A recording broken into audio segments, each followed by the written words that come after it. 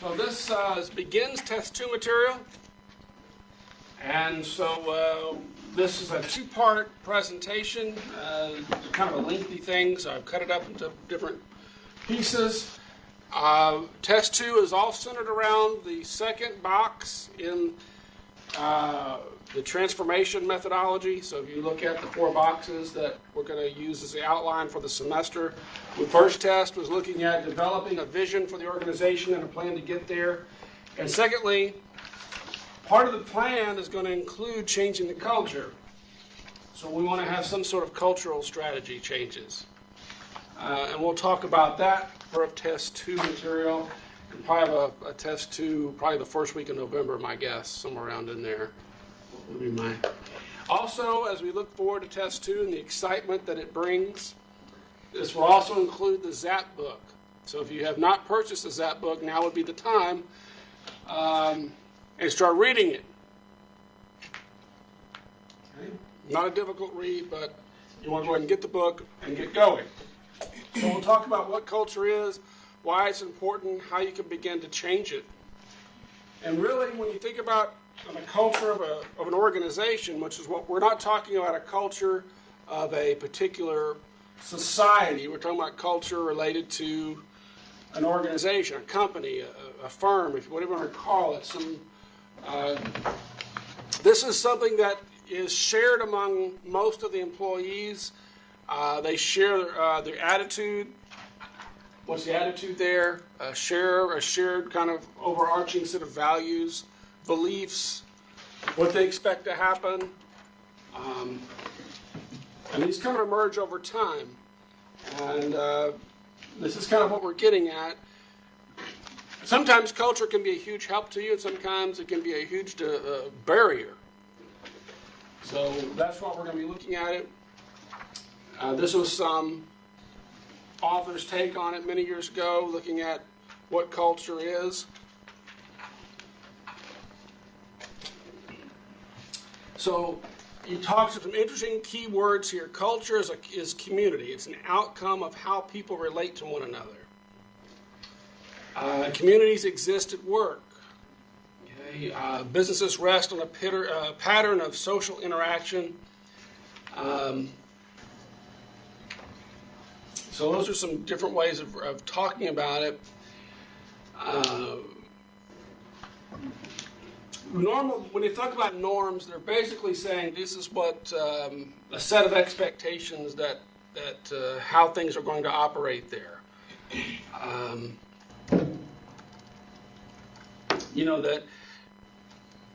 That people are going to change how they behave based on the expectations of what's going to happen to them.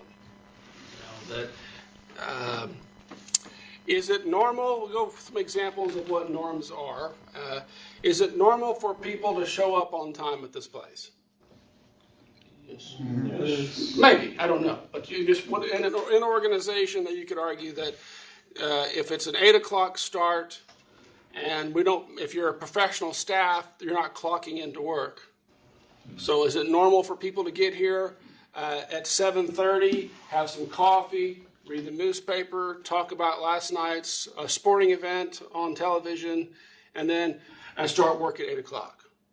Or is it normal, everybody rolls in around 8:30, no one gets here at 8 o'clock, everyone stays till 5:30. It's just kind of a normal thing that no one really starts at 8, no one really goes home at 5:30. Is it kind of an acceptable norm to go to lunch around 12, or we normally go around 12:30? Do we take an hour, or do we take an hour and a half? Do we tend to eat here, or do we tend to go out somewhere? These are just what I'm getting at. You could call it habits if you wanted to, how things tend to run around there. Do people tend to dress up, or do they tend to be very casual? I know I went to one organization, and I was kind of surprised because no one really dresses up anymore, but went to this place, and all the manager-type folks were in a sports coat and dress pants. No tie, but sport coat. I thought, you're making helicopters. Why do I need to be dressed up? Really? I mean, I don't know. But they were. I thought, okay. I got to work with some real estate people. and I got to do some consulting with real estate people. That's a whole different group of people. It was normal for them to have alcohol at lunch. No, it was normal. We're going to drink alcohol at any of our gatherings. That was a normal thing. Okay. Middle of the day.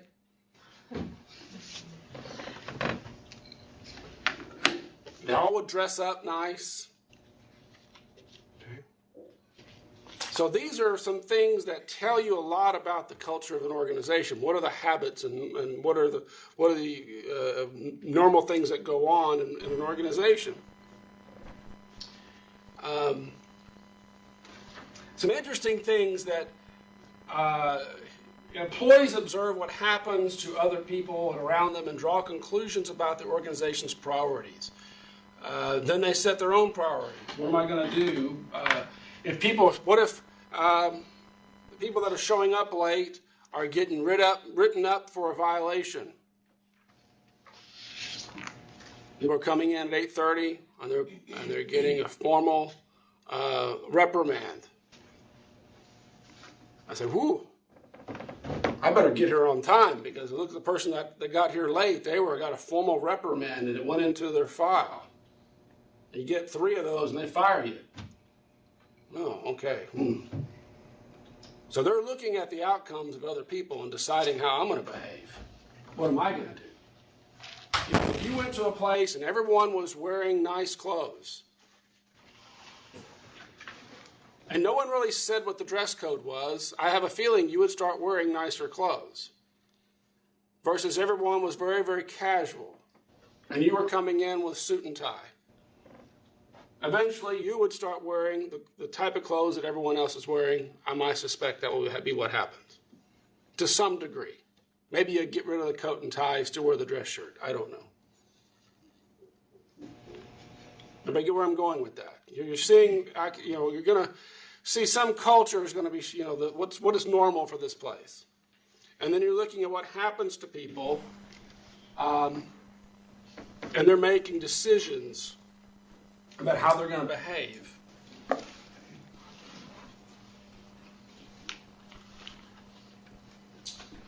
You're looking at what is normal about our quality. What is the basically, is this place something that has a quality organization, or is quality not that big a deal? That's something that the organization is basically going to have some sort of attitude towards. What is expected in terms of performance? Flexibility, output, conflict, all these are just examples. Okay. Something for us to understand in terms of culture is that a lot of times, whatever the culture is in an organization, it wasn't set out designed that way. It just happened to emerge over time. What I'm suggesting, you back up, create desired culture. So you're going to figure out what culture you want and try to get it there. But this slide is saying most of the cultures got there because they weren't intentionally set to be that way. Okay, so you think about, well, how did the culture get to where it is? Well, maybe if it's a young organization, the founding people have set the stage for that. Maybe they had a very strong work ethic. And they worked very hard and showed up on time and always were focused on the business. And that attitude has permeated everyone that works here. Because they've set the example. Remember we talked about in leadership. You set the example. You set the expectations.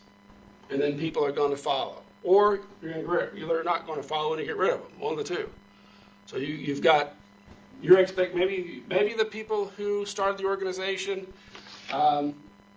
were very innovative, and they encourage people to be free thinking and try to come up with new ideas. And innovation is something that has always permeated this business because of the founders. This reason this company is successful is because of the new ideas and new products all the time. And you can think of those companies, right? You can think of some right now in your mind that are really successful because of innovation. And then maybe that was the founding members of the organization were like that. The original managers, the original president.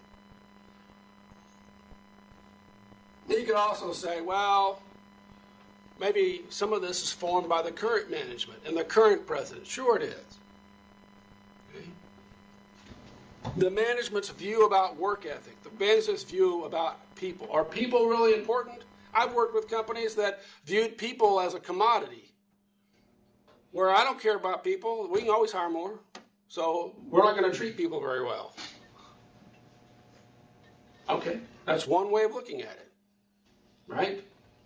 The opposite view would be people are essential. They're the reason we're successful. We're going to train, we're going to cater, we're going to try to do everything we can to retain good people and grow and develop them. That's another point of view. Not saying which one's right or wrong, but that's different points of view. And so management's view about people, work ethic, all that starts to shape the behavior of those that work there. So you as the manager have the greatest impact on the behavior of your people. We talked about that already. You saw that in the sausage article. Okay? So the single biggest reason that the sausage company was having trouble was the manager. He knew that. He had to change. It starts with him. Same, this is what we're talking about. So,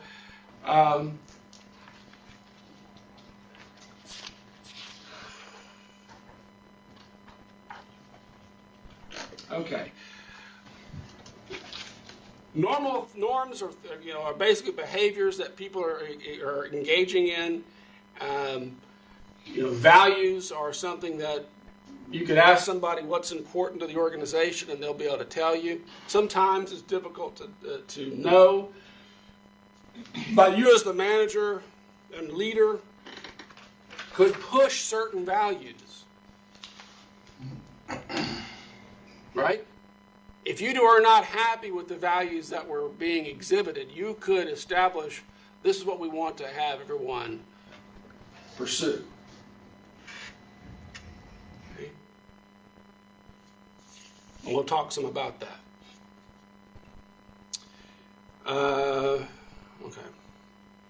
I thought I had some more value stuff in here. Let's talk about it briefly. Maybe that your value is around customer service. Your service organization, customer service is very important, and you'll do extraordinary things to satisfy the customer.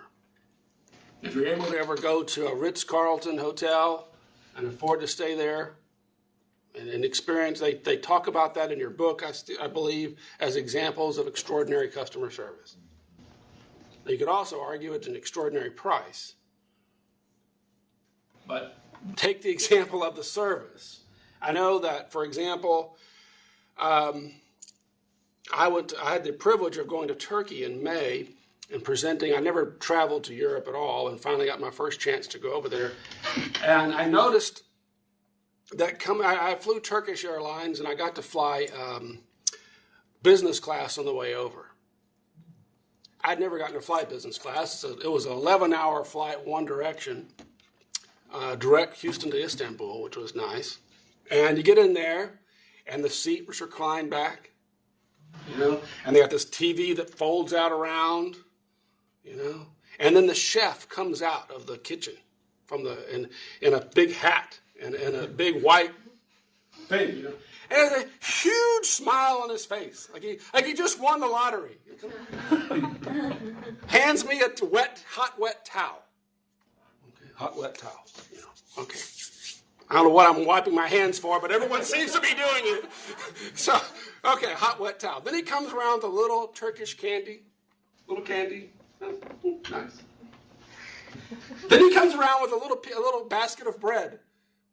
He opens it up, hands you one. Nice, warm, fresh bread. So good, just melts in your mouth. Like, oh, the plane hasn't left the ground, okay? Oh my gosh, this is so good. Wow, this business class is great. Big wide seats, put your feet back. The chef is coming every 5 minutes with something. Felt like I need to finish the bread because he's going to come back with something else. Always coming, I kid you not. And then, the plane takes off, and he comes around, and they start serving the meal. Oh, the meal, my gosh, it was just incredible. All the time, he's got this big smile on his face. Anything I can do for you, sir? Man, I'm doing great. Tremendous service. I'm there, Turkey, 2 weeks. And I look at my flight coming back. I'm thinking, and I had to fly from Elazığ, which is inside the country, a couple hours. So I had to fly from there back to Istanbul and then back to Houston. I realized that the flight in Istanbul was going to keep me a 12-hour layover from like 12 at night to 12 the next day. I was like, man, I got to get back to Istanbul a day earlier so I can just spend the night there and then leave at noon the next day. I want to get to Istanbul like at 8 in the morning. Spend the whole day in Istanbul, spend the night, and then fly out the next day. So I called Turkish Airlines. Who answers the phone? An English-speaking person, which if you're in Turkey, everyone's speaking Turkish. I don't speak Turkish, which is a problem. But the person that picked up speaks English. And I told her, well, this is the situation. I wanted to get to Istanbul earlier. I saw a flight that, and she said, well, I'll take care of it. Okay, sure enough. I was on the hold probably 4 minutes, 5 minutes the most. Comes back, let's run her down, it's ready to go. We've rebooked your flight. I said, well, is there an extra fee involved? What's extra money? Oh, no, sir, we've taken care of that for you. There's no fee. I've been on the phone all of 4 minutes, and you've changed my flight. Confirmation number, no fee. See you tomorrow in Istanbul. I mean, it was that fast. I thought, okay, nice. Serkan, my student from Turkey, said, you're going to love Turkish Airlines. I love Turkish Airlines. It was great. Unfortunately, my flight back was in economy. I don't know how I got back in economy going back. In a business class, they give you the slippers. And they give you this nice little metal box. Inside the metal box is like some earphones, little candies. What do they give you in the economy? Nothing. I'm trying to figure out, why were they giving the slippers? And then I realized that you're probably going to want to take your shoes off while you're on the plane because you're up there for 12 hours and your feet swell. I didn't realize all that because I haven't flown like that before. So they give you the slippers for a reason. Tremendous customer service. I was just blown away. And you can bet that customer service is a value for the Turkish Airlines. I promise you. Because even back in the economy, they were very pleasant people to deal with. Spoke English, which was nice. I mean, if you're over there and everyone's speaking Turkish for 2 weeks, you get on the plane, they're speaking English. Thank goodness. If the planes go down in flames, he's going to tell you in English.